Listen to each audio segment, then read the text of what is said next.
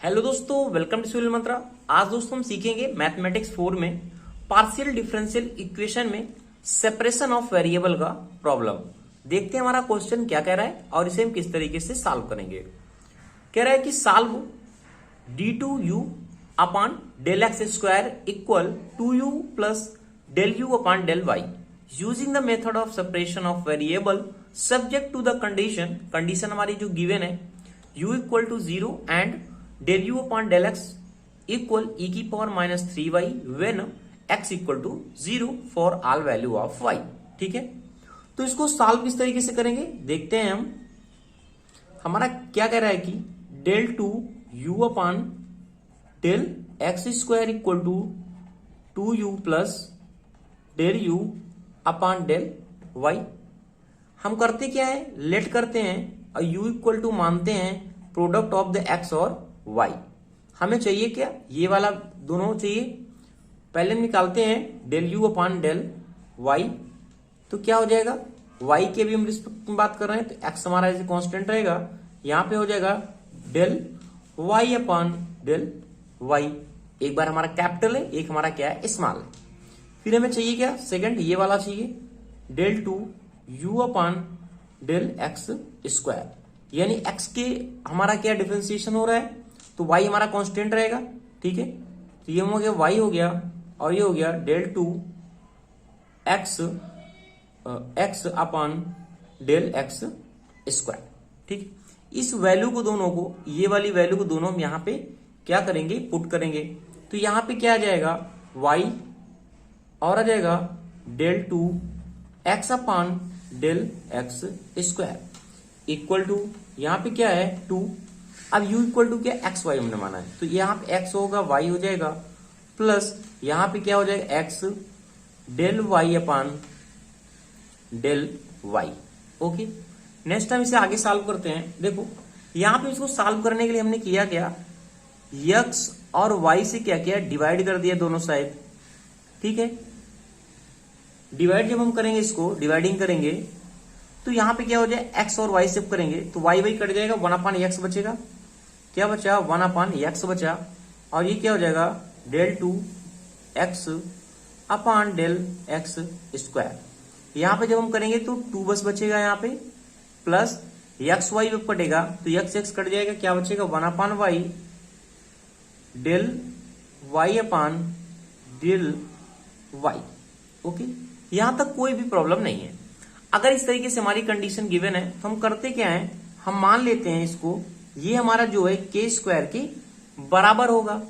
जब यह के स्क्वायर के बराबर होगा तो हम करेंगे क्या, यहां पे एक एक फंक्शन को लेंगे। पहले हमने x के लिए लिया 1 upon x del two x upon del x square equal to, ये कितना हो जाएगा के स्क्वायर हो जाएगा। इसको क्या करते हैं, हम सॉल्व करते हैं। जब इसको सॉल्व करेंगे यानी इसका हम x का वैल्यू निकालेंगे, CF निकालेंगे।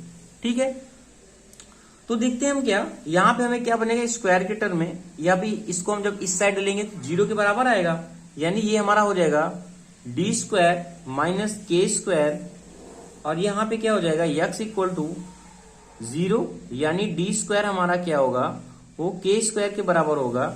अगर हम देखें यहाँ पे डी का वैल्यू निकालें, यानी हम वहां m के टर्म में निकालते हैं तो प्लस और माइनस हमारा के आता है। ठीक है, इस तरीके से जो हमारा सोल्यूशन निकलता है x का, वो हमारा क्या होता है C1 e की पावर के एक्स प्लस C2 e की पावर माइनस के एक्स। ये बेसिक है, इसके पहले हमने ऑलरेडी ये चीजें बताई हैं।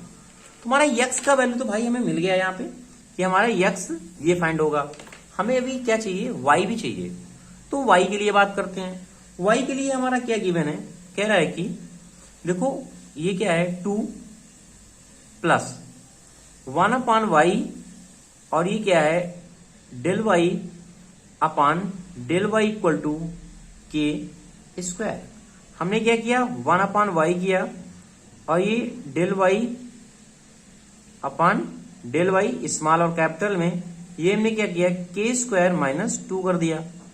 ठीक है, अब यहां पे क्या करते हैं 1 अपॉन वाई लेते हैं और इसको डेल वाई और इसको रख देते हैं हम के स्क्वायर माइनस 2 और डी यानी डेल वाई स्मॉल में। तो अब देखो यहां पे क्या है, ये जो टर्म है ये क्या है, लॉग के टर्म है, लॉग का टर्म है। यानी अगर हम इसका इंटीग्रेशन करें, इंटीग्रेशन जब हम करते हैं इंटीग्रेशन इसका, तो क्या होगा, लॉग वाई होगा। और यहां पे क्या हो जाएगा देखेंगे तो ये के स्क्वायर -2 और ये डिल वाई है तो क्या हो जाएगा, वाई हो जाएगा।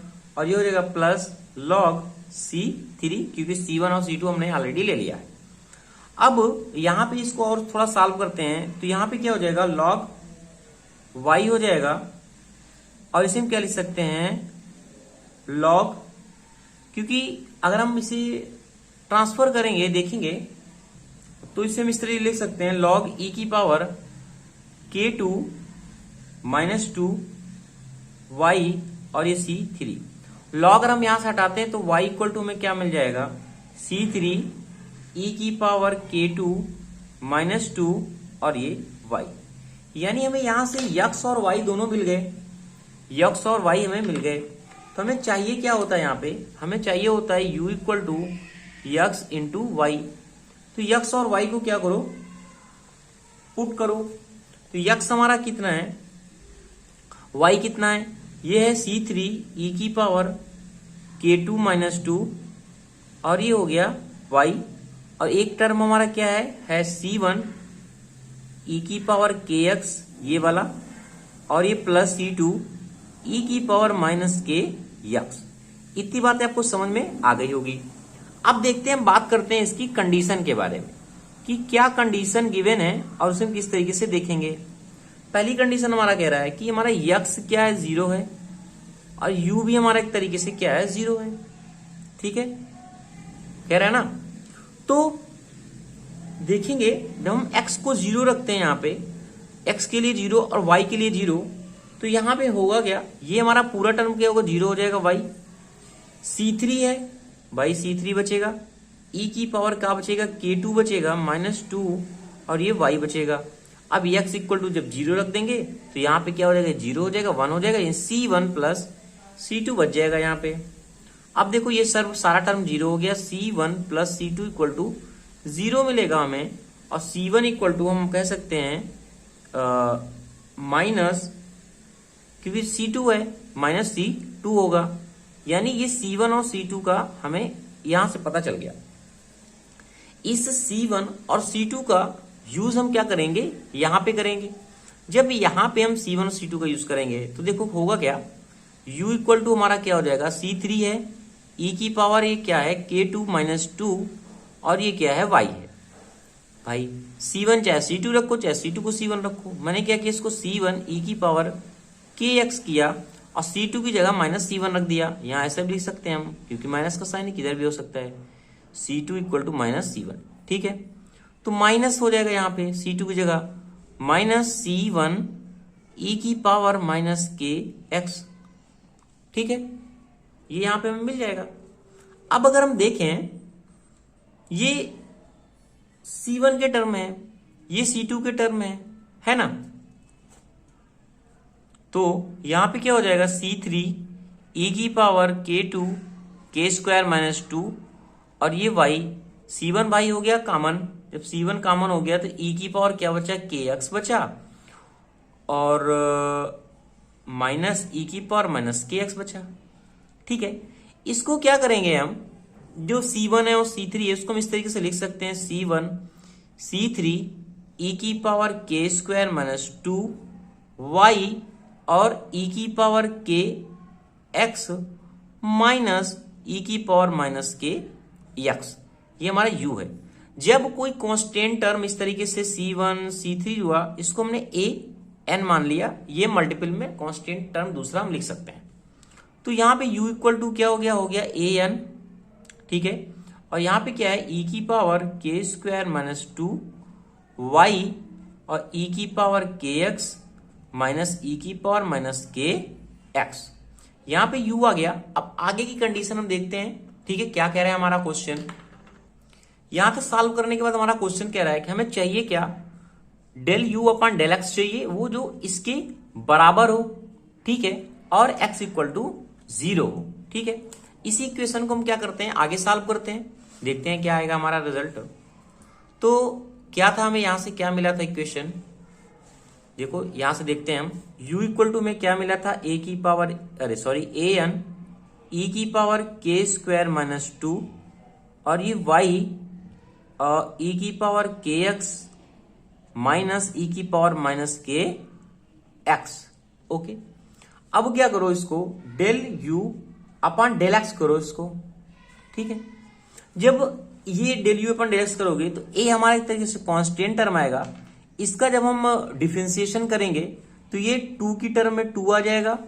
ठीक है, और ये भी हमारा क्या है, ये जो 2 के एक्स है वो के टर्म में आएगा तो के हो जाएगा, और यहां पे हमें मिलेगा ई की पावर के स्क्वायर माइनस 2, क्योंकि हम यहां पे x इक्वल टू 0 को भी ले रहे हैं।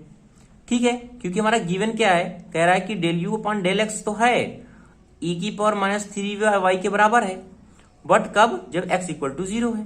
ठीक है, तो del you upon del x हमारा मिल गया व्हेन जब x इक्वल टू हमारा 0 था, क्योंकि 0 0 0 हो जा रहा है। ठीक है, ये हमारा 0 हो रहा है, ये भी हमारा 0 हो रहा है। तो यहां से हमें ये चीजें पता चल गई, भाई हमने ये लिख दिया। ठीक है, ये हमें मिल गया। अब देखो ये वैल्यू क्या है, e की पावर 3y के बराबर है, तो हम लिख सकते हैं 2an हमारा जो है के e की पावर के स्क्वायर माइनस 2 जो है y इक्वल किसके बराबर है, e की पावर माइनस 3y के बराबर है। तो यानी ये टर्म और ये टर्म क्या हुआ, बराबर हो गया ना। और यहाँ पे जो an है, जो हमारा an निकलेगा, ये क्या निकलेगा, 1 की पावर, क्योंकि यहाँ 1 हो जाएगा, 2k निकलेगा, 2k, और यहां से यहां पे हमारा क्या हो जाएगा, के स्क्वायर माइनस 2 इक्वल टू क्या हो जाएगा, -3 हो जाएगा। अब के स्क्वायर इक्वल टू क्या हुआ, -3 -2 यानी -1 हो जाएगा। अब के स्क्वायर इक्वल टू क्या होता है, ये आई स्क्वायर की वैल्यू के बराबर होता है, यानी के इक्वल टू हम कर सकते हैं माइनस आई हुआ, यानी सॉरी आई स्क्वायर की -1 वैल्यू होती है, तो हम कह सकते हैं के इक्वल टू आई हमारा मिल जाएगा। ठीक है, ये क्लियर हो गया आपको यहां से। उसके बाद देखो, और ए एन इक्वल टू हमें कितना मिल गया, 2k मिल गया।